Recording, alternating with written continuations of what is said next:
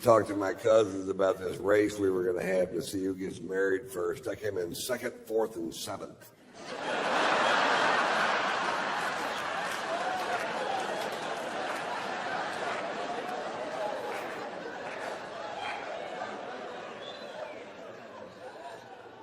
I feel like my wife misled me a little bit when we first got together, because when we first got together, she was all about, you know what, I don't ever want to have children. I'm just one of those women that never felt the urge to give birth. And I don't like real diamonds. I don't like them because of that blood diamond thing. You know what I like to do? Suck dick and cook. I like to suck dick and I like to cook. In fact, when I'm not cooking, I'm sucking dick. And when I'm not sucking dick, I am cooking. In fact, if there was a way I could suck your dick while I was cooking, if we got a stool and you stood on it, and I could blow you while I'm scrambling some eggs, wearing fake jewelry, not having a baby, all at the same time.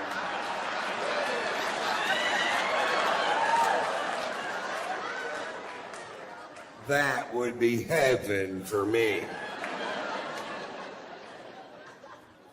Fuck me too.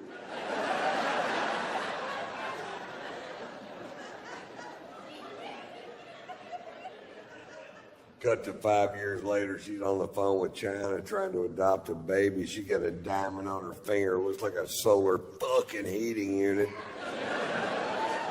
I'm jacking off eating a TV dinner.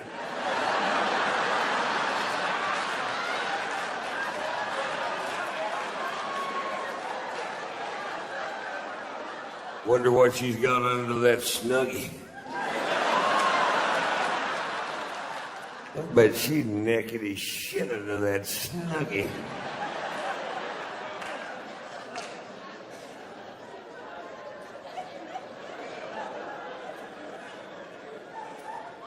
We have a great sex life. You ever 69 someone so long you start to miss each other?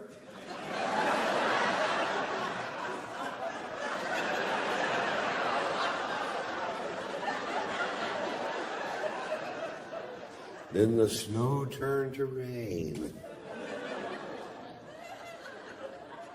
I love you.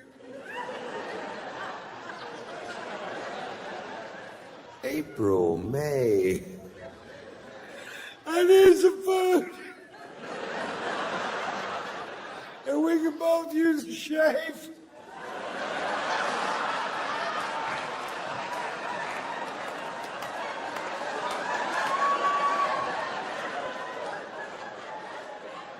We did it one time so long it turned into another number. What is this, a 71? Have your toe in my nose. What the fuck?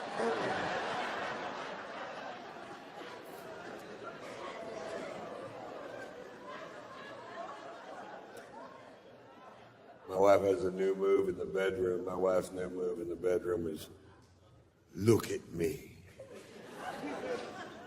Look at me. Open your eyes, Ron. Look at me. And that's a lot of pressure. It is, to look into the eyes of the woman you love while you're making love and look deep into her soul and still see another woman? What the fuck are you doing here? I thought you got hit by a bus.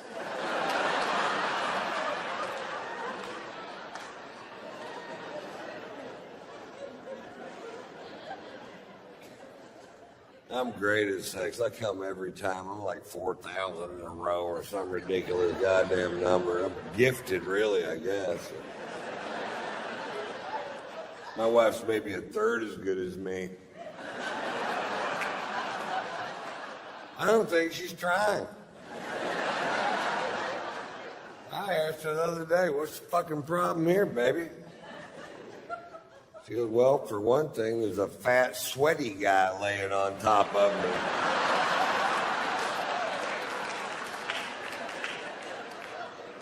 Well, that'd break my concentration. Get off me, dude. I'm trying to come.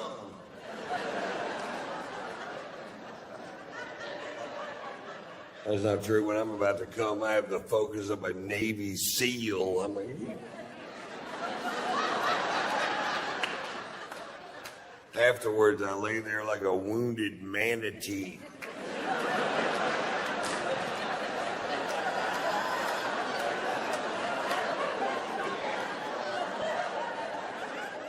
Poke him with a stick, see if he moves.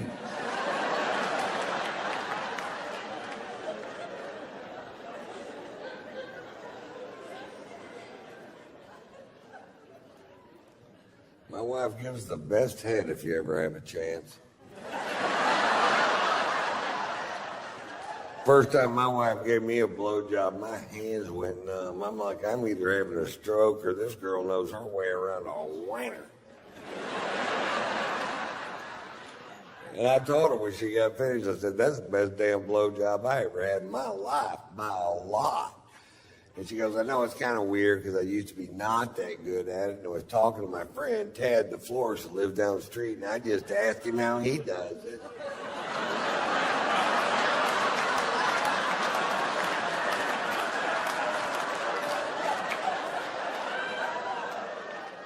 You suck my dick like Ted, the florist?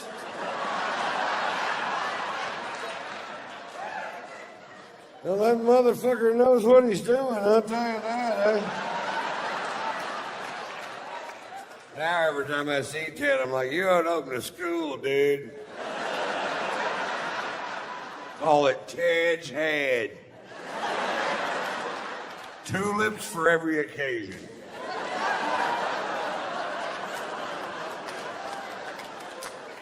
You could open a head and breakfast.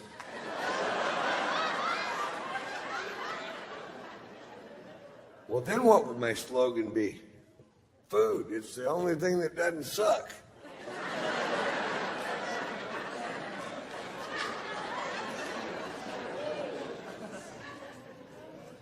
You guys have been fantastic. I'm going to close with my,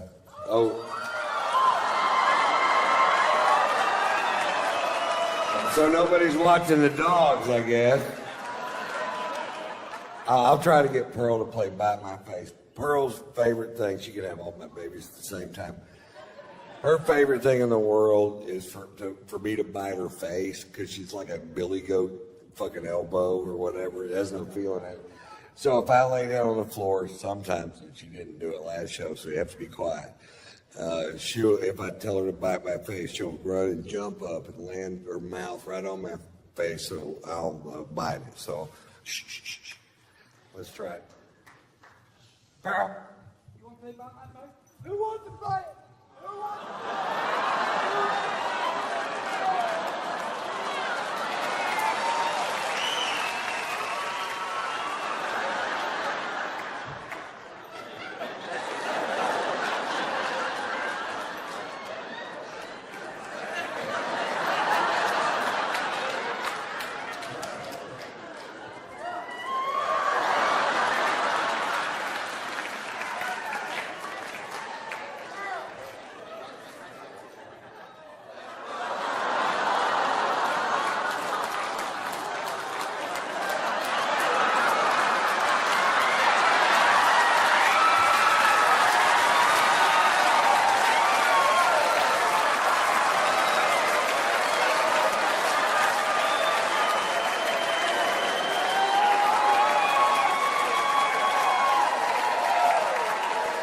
Well, that went way better than I thought it would.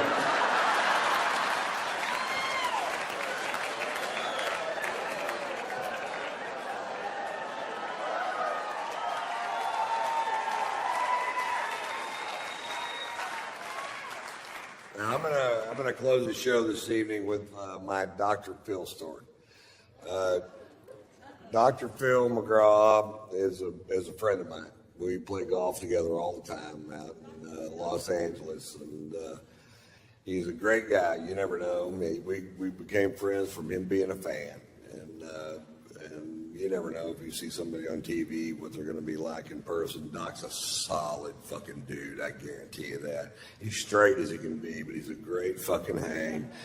And he's a great asset for me. My father passed away when I was young, and now I'm in this big business world. And I could bounce all these things that I have going on off of Doc and his 35 lawyers. And that's a big deal for me. And I'm a really good friend with his son, Jay McGraw. But anyway, the other day I was talking to my son about self-esteem, and a few days later I was playing golf with Doc, and I said, Doc, if you were going to tell somebody one thing to do to make themselves feel better about who they are, what would it be? And he said, finish the things you start. And I said, well, that's brilliant. And I went home, and there was a half a bottle of scotch sitting on the counter.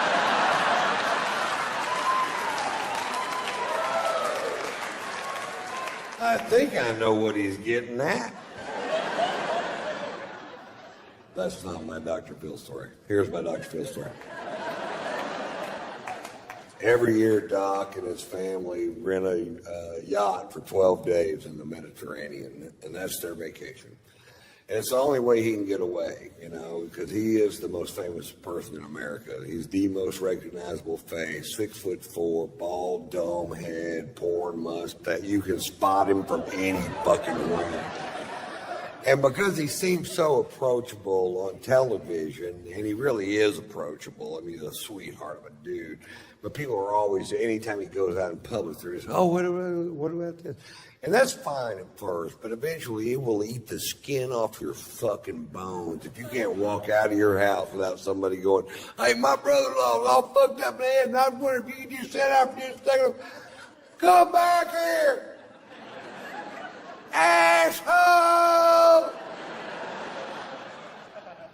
And that's exactly how it happens. I've seen it, and so that's what they do.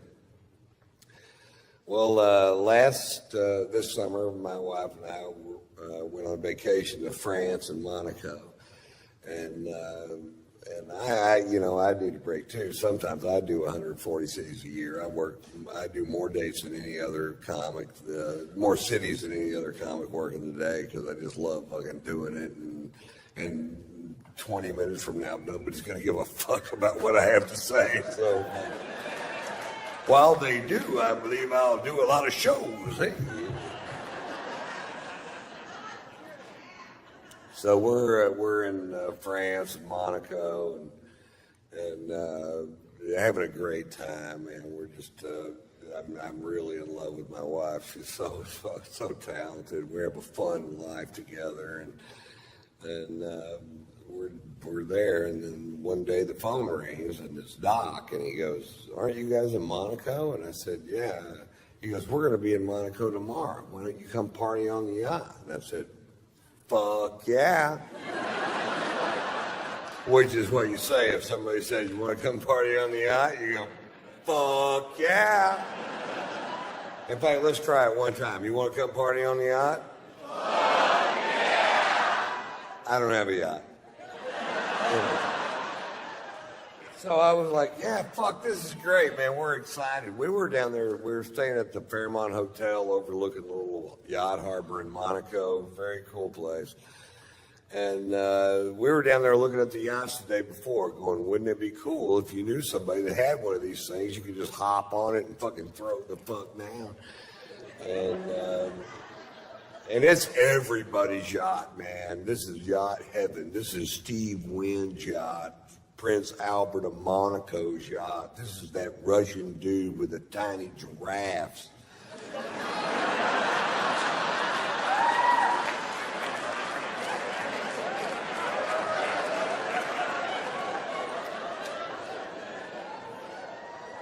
Anyway, they're coming in at 6:30 the next evening, so the next morning we wake up, or next afternoon we wake up and we go have this amazing lunch, and we're drinking this fucking great wine from France, probably.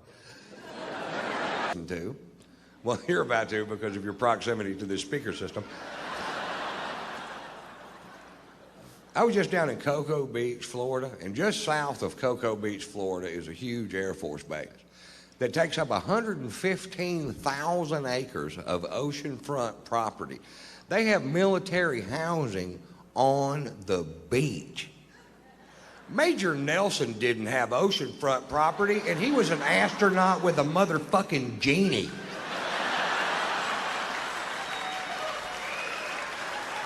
If you gotta have oceanfront, join the Navy, that's all I'm saying. And back that base up 15 miles and let us sell this asset to help pay for this war effort. We can sell it to Israel. They've got a lot of cash. They need a place to stay. That shit ain't working out for them over there. And it's the only part of Florida they don't already own. And we take the money we make from selling the rest of Florida to Israel. We buy Mexico, fix it up, and flip it.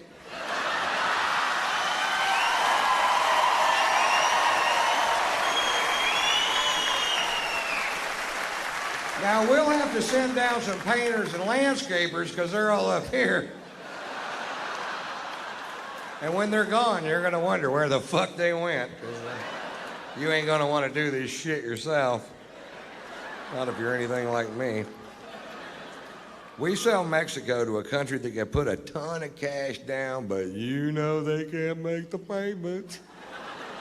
Like Peru. Peru has billions and billions of US dollars, they do, in cash, in banks all over Peru. It's our cocaine money they tricked us out of. I mean, it's your cocaine money they tricked you out of. We get all that money back, billions of dollars, billions. And then we finance the balance of Mexico to Peru, right? We let them get behind on the payments. We repossess Mexico. Now we have Mexico free and clear. New paint, new shrubs.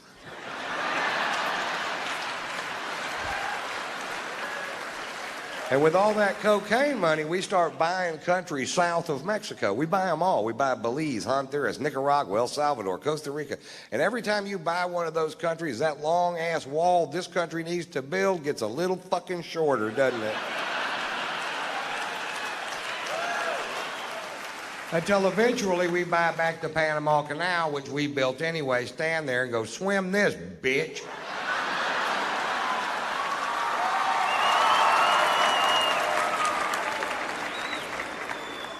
So I tour, that's what I do.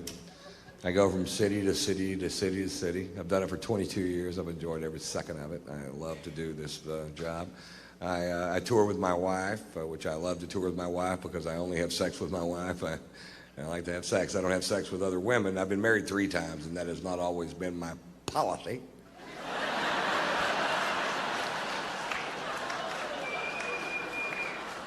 But I'm 51 years old, and I said if I got married again, I'd quit all the running around. And to tell you the truth, I find a lot of comfort in having one sex partner because she knows what I like, and I know what she won't do.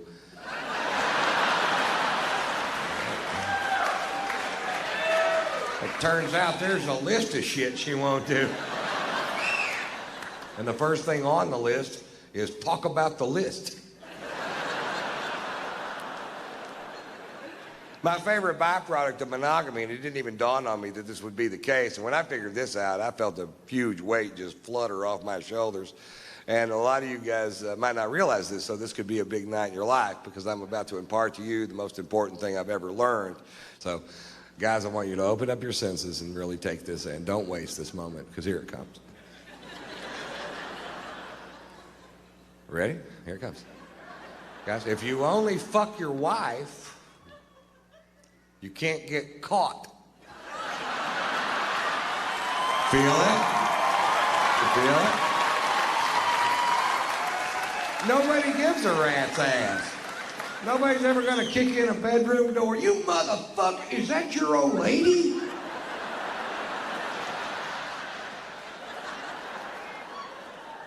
I may be exaggerating that stroke just a little bit.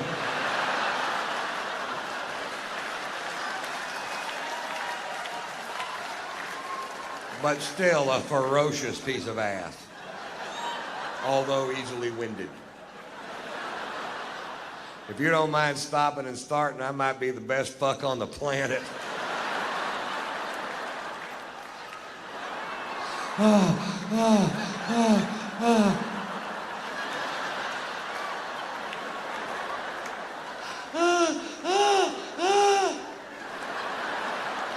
That's the way I roll, ladies.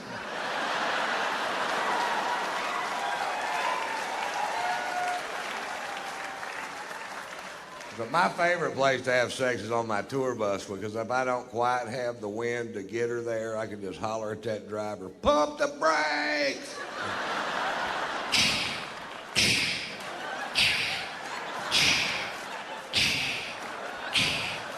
Faster!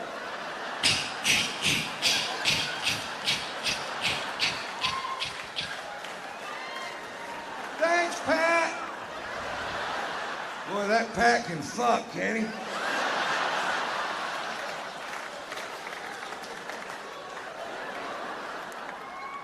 Actually, you can't get caught having sex with your wife. My wife and I were going at it one afternoon, and the housekeeper walked in, which is way better than the other way around.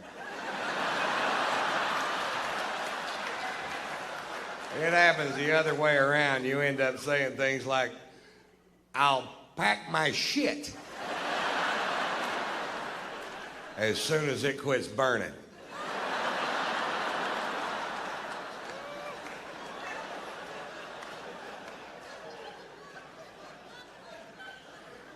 We have a great sex life, I think, you know. It's not like our friend. We have these friends that are younger than us, and they have tantric sex, which is a yoga thing where you can have sex for hours and hours, and yeah, we don't do that. We did invent a sexual position that I named the lazy dog. And I'll teach you how to do the lazy dog. What you do is you get in bed there and you get in the doggy style position, and then both of you at the same time, and that's the important part, fall over. Now you're doing the lazy dog. I can stay in that position all night long or until she coughs.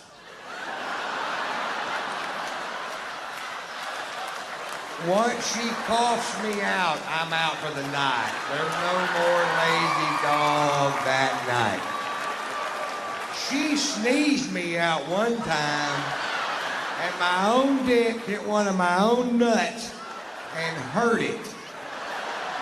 And now I have difficulty interpreting her sexual noises. She'll be, I don't know if she's about to come or sneeze, which makes me a nervous lover, which causes premature ejaculation.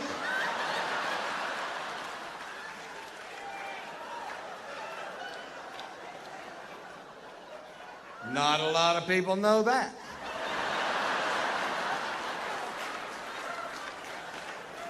And not a lot of people know this. It was actually Richard Milhouse Nixon in his 1968 inaugural address who first said, "Shake for me, girl. I want to be your backdoor man." A lot of people think it was Led Zeppelin, but it wasn't. Richard Nixon. I'm like 80% sure.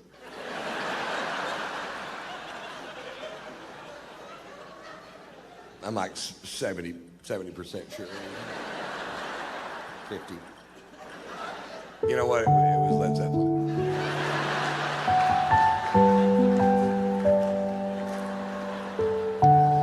You know what somebody called me today? A metrosexual. Is that like a local term or something? I don't even know what it means. I'm sitting there getting a pedicure reading Vogue.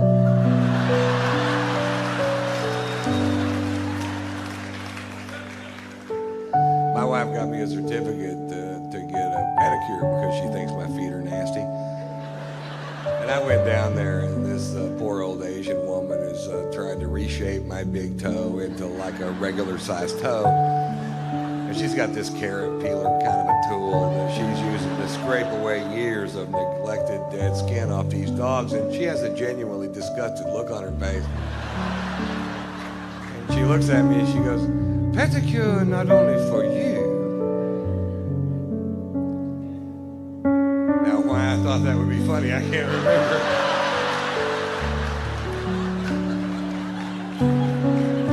Maybe I did it wrong. Pedicure not only for you. Nope.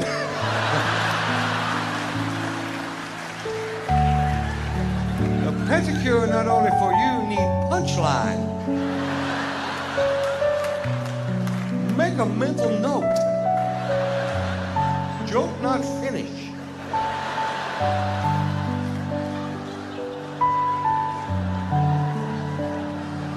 Add punchline, make funny for everyone.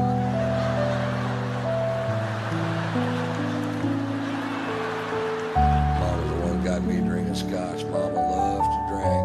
She loves her scotch, man. Mama loves all things scotch. She likes Highland scotch, Lowland scotch, single malt scotch, blended scotch. She likes the fucking tape.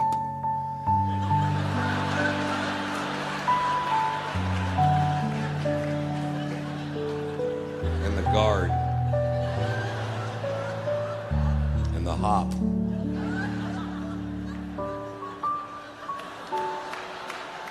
And the butter.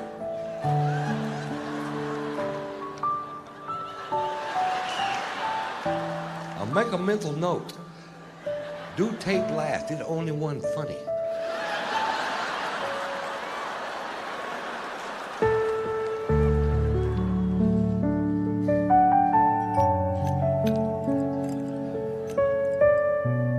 I'll tell you a story. It's funny. My uncle came over to my house the other day. My uncle used to be the president of the Southern Baptist Convention. His name is Dr. Charles Pollard.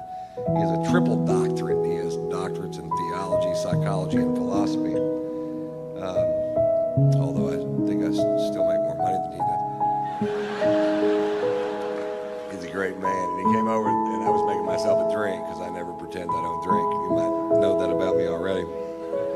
And he goes, son, you are never going to find the answers to your problems in the bottom of that bottle. I said, I know. That's why I'm going to buy another one.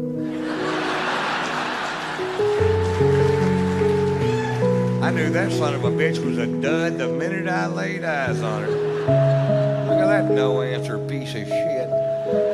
Take me to the liquor store. I've got some questions.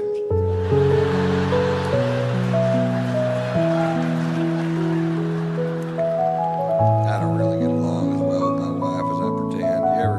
You ever do this? You ever want to say something to somebody and then you don't say it, and then like 2 months later it just comes spewing out like Tourette's and vomit? Blah. First time I met my wife's sister was at her mother's 75th birthday. They live up in Connecticut, and we took the plane up. And they're very wealthy, and there's a big party of 150 people at this huge house. And we're at a table, a round table, about 15 people down front. And her sister is a published chef, and she owns a restaurant in Connecticut, and she owns a cooking school in France, and she's married to a guy from France, and she's a snob, but they're all snobs, so I figured fuck, she'll be a snob probably. She's a big old snob too, big old rounded, big old gal, big old taste everything that comes out of the kitchen kind of a snob, kind of a big old rounded, big old gal, big and whoop-ah, whoop-ah. Almost a stay home and go for the records kind of